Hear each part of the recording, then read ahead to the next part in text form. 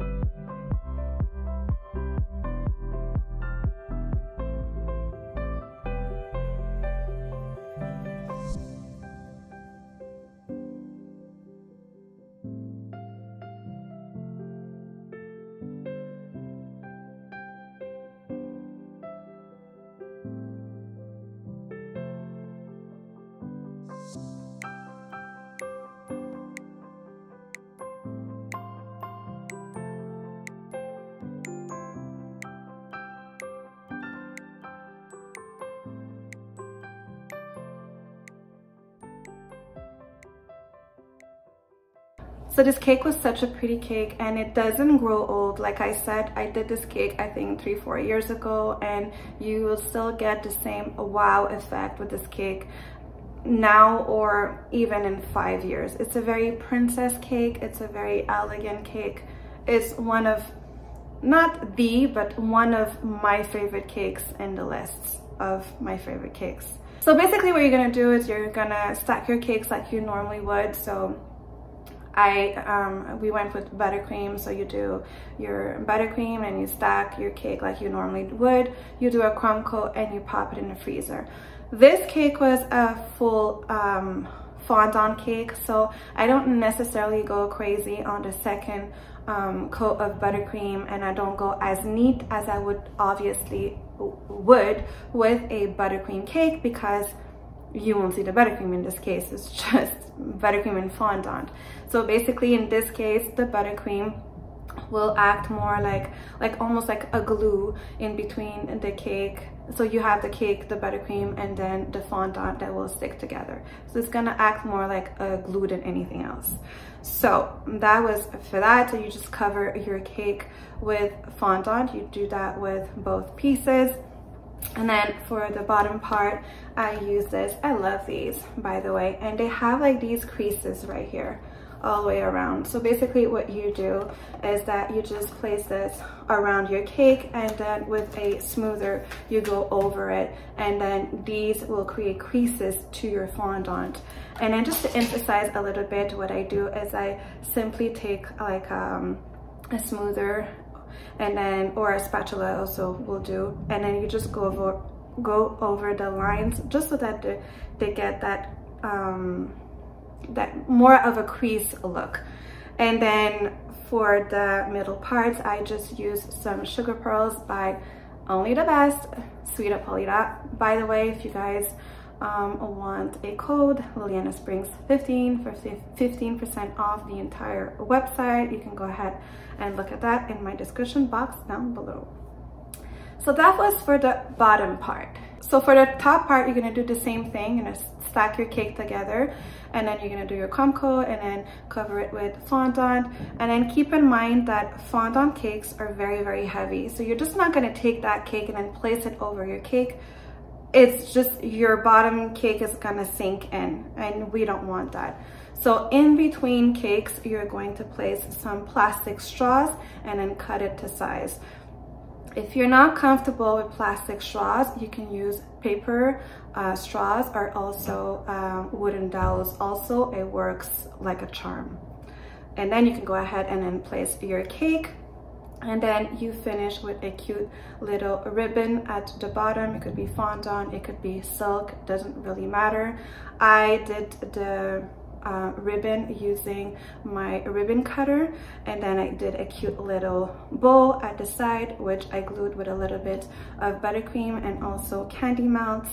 And for the name itself, I use these, the damask. Love, love, love, love. I love these. These are so pretty and elegant, and again, everything that I'm using will be linked. So these are like, I would say like this would be like the one of the things you need to buy to have like in your toolbox of the cake tools that you need. This would be it. I love these. There's different styles.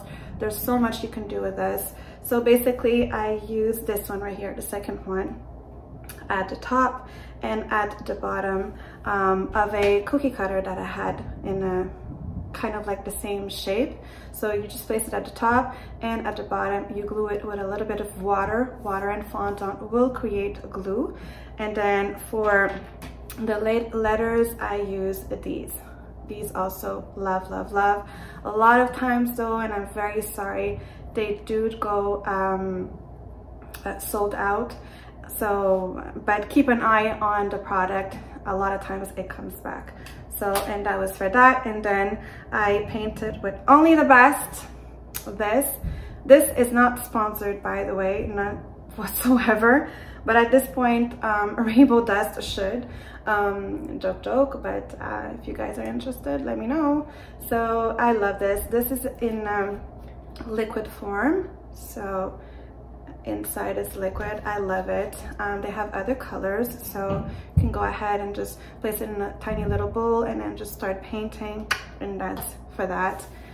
And for the final part, basically is this little cutter right here, this little cutie. And then once you cut it, you get this cutie, and then you can go ahead and then paint it with this cutie, okay? So this, if ever you do these, super important, always mix your fondant with Tylose. Tylose and fondant will become like a gum paste, so, and it will harden and speed up the process of drying, which is fantastic.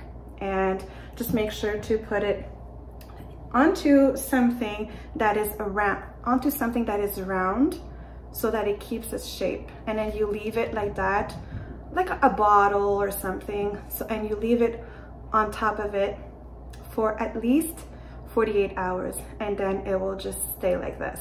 See? And it's very, very hard. So, and that is it. This is how I made this beautiful cake, and I hope you guys enjoyed. And again, Fatma, this video is for you, and I hope you enjoyed.